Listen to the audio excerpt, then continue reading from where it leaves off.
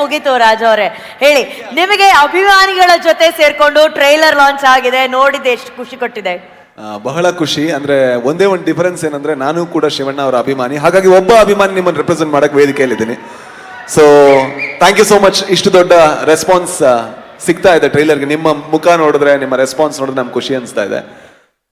ನಮಗೆ ಯಾವತ್ತೂ ಕೂಡ ಬಹಳ ಒಂದು ನೋವು ಏನಂದ್ರೆ, ಕನ್ನಡದ ಸಿನಿಮಾಗಳು ತುಂಬಾ ದಾಟಲ್ಲ, ಬೇರೆ ಕಡೆ ಹೋಗಲ್ಲ. ನಾವ್ ಯಾವತ್ತೂ ಕೂಡ ಪರಭಾಷಾ ಸಿನಿಮಾಗಳು ಹಾವಳಿ ಅಂತ ಭಾವಿಸ್ತಾ ಇರ್ತೀವಿ. ನಾವು ಕೂಡ ಹಾವಳಿ ಕೊಡೋರ್ ತರ ಆಗ್ಬೇಕು, ಅಷ್ಟೊಳ್ಳೆ ಸಿನಿಮಾಗಳನ್ನ ನಾವು ಮಾಡ್ಬೇಕು. ಸೊ ಈ ಸಿನಿಮಾ ಕೆಲಸ ಮಾಡುತ್ತೆ ಅನ್ನುವಂಥ ನಂಬಿಕೆ ನನಗಿದೆ.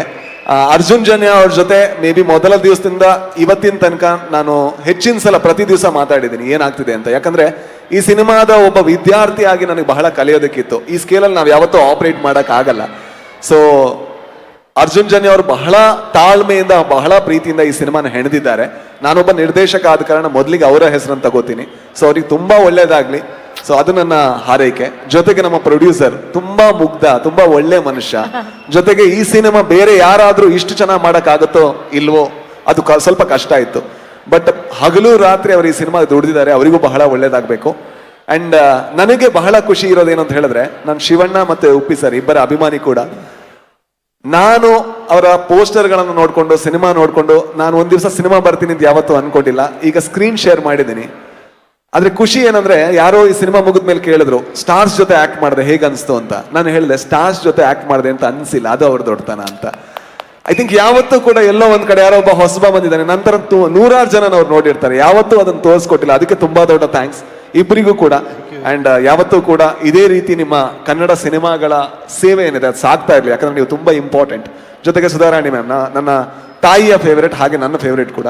ಇವ್ರ ಬಗ್ಗೆ ಜಾಸ್ತಿ ನಾನು ಏನು ಹೇಳಲ್ಲ, ಯಾಕಂದ್ರೆ ನನ್ನ ಫ್ರೆಂಡ್ ಏನು ಹೊಗಳೋದು ಅವ್ರನ್ನ. ಸೊ ಪ್ರಮೋದ್ ಶೆಟ್ಟಿ. ಸೊ ಇಷ್ಟೇ ಕೇಳ್ಕೊಳ್ಳೋದು, ಈ ಸಿನಿಮಾ ಒಂದು ಹೊಸ ರೀತಿಯ ಸಿನಿಮಾ. ಇಲ್ಲಿ ಎಲ್ಲರನ್ನೂ ಕೂಡ ಹೊಸ ರೀತಿಯಾಗಿ ನೋಡ್ತೀರಾ, ಹೊಸ ರೀತಿಯಾಗಿ ಕತೆ ಕಟ್ಟಿದ್ದಾರೆ.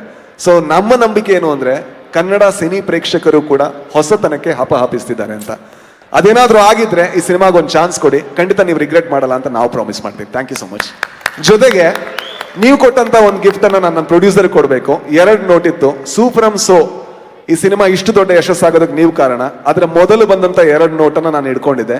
ಒಂದನ್ನ ಅರ್ಜುನ್ ಜನ್ಯ ಅವರಿಗೆ ಕೊಟ್ಟೆ, ಅದಕ್ಕಿಂತ ಡಬಲ್ ಯಶಸ್ಸಾಗ್ಲಿ ಅಂತ ನಮ್ಮ ನಿರ್ಮಾಪಕರಿಗೆ ಕೊಡ್ತಾ ಇದ್ದೇನೆ.